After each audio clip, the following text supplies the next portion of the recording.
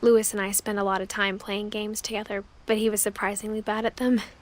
He died a lot.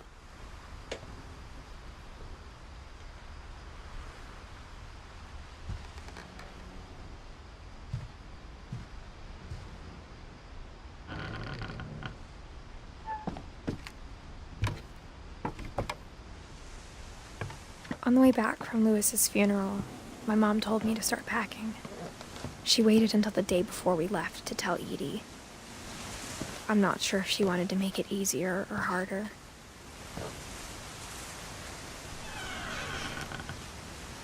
I wish we'd stayed. But I understand why we left.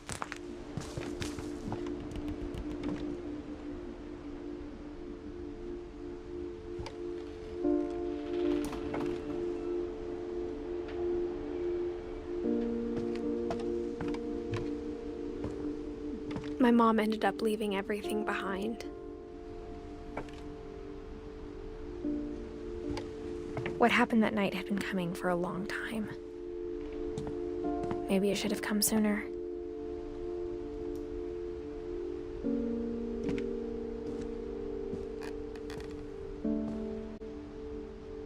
But it had to end one way or another. All that's left now is to tell you about that last night.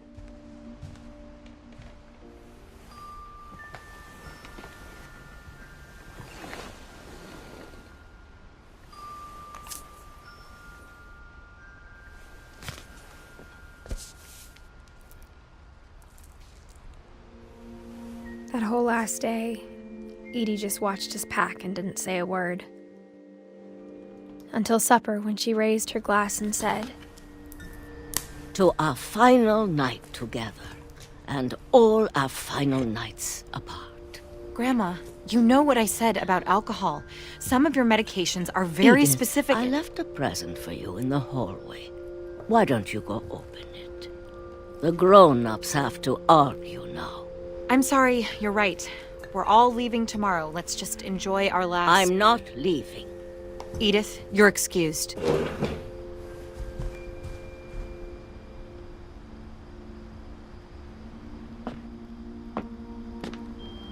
The power had been shut off that morning, but Edie always had plenty of candles. When my mom sealed the library, I don't think she knew about the other entrance. Or that Edie had a key to it.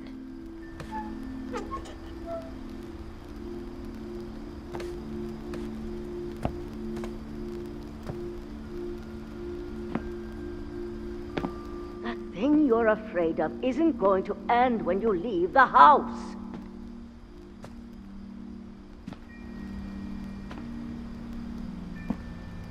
Edith has a right to know these stories. My children are dead because of your stories. I think it's best if Edith and I leave tonight. We'll have the nursing home send a van for you in the morning. Okay?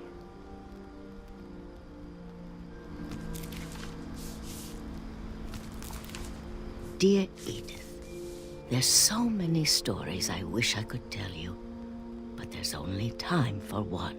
This is about what happened on the night you were born. That night, the tide went way, way out.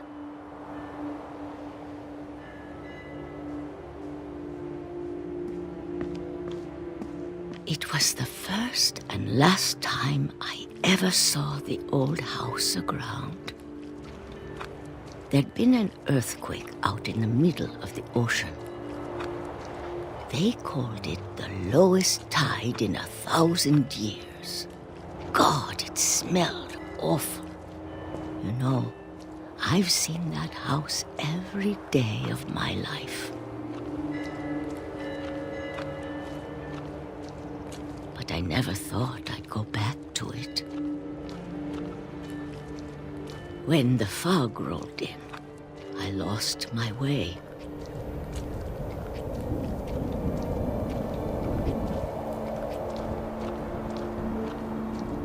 I got turned around.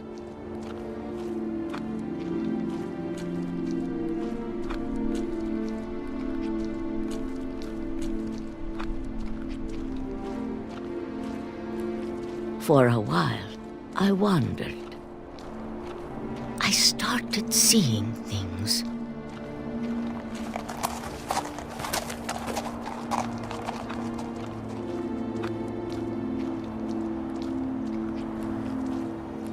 Things I'd forgotten had ever existed.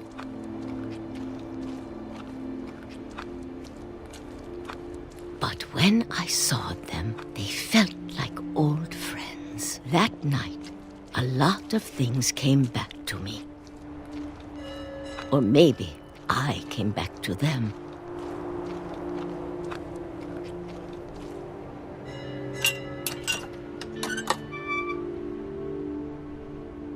Things I can't explain, but that I need you to try and... Edith, what are you doing in here?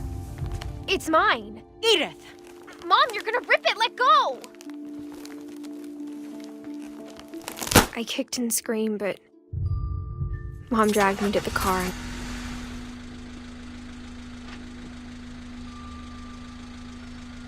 I never saw Great-Grandma Edie again.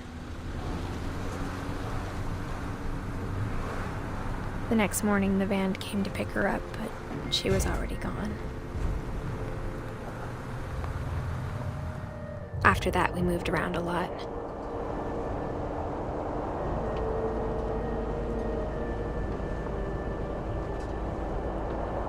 We both tried to make the best of it.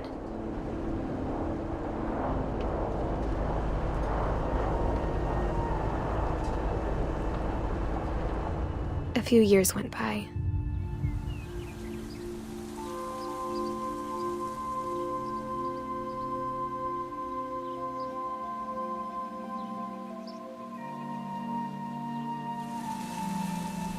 My mom didn't like to talk about it, but she started getting sick a lot. The rest happened pretty quickly. She got better for a while, and then she didn't.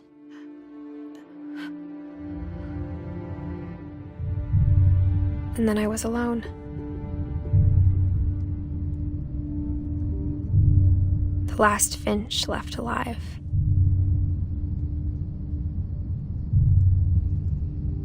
Until I found out about you. I'm still not sure what to tell you about all this. If we lived forever, maybe we'd have time to understand things. But as it is, I think the best we can do is try to open our eyes. And appreciate how strange and brief all of this is.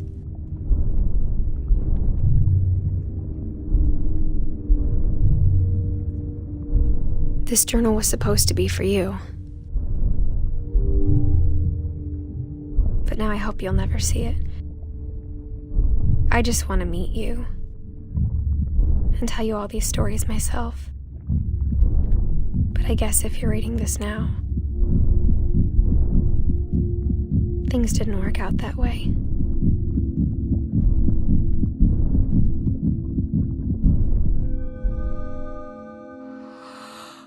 This is where your story begins. I'm sorry I won't be there to see it. It's a lot to ask, but I don't want you to be sad that I'm gone. I want you to be amazed that any of us ever had a chance to be here at all. Good luck.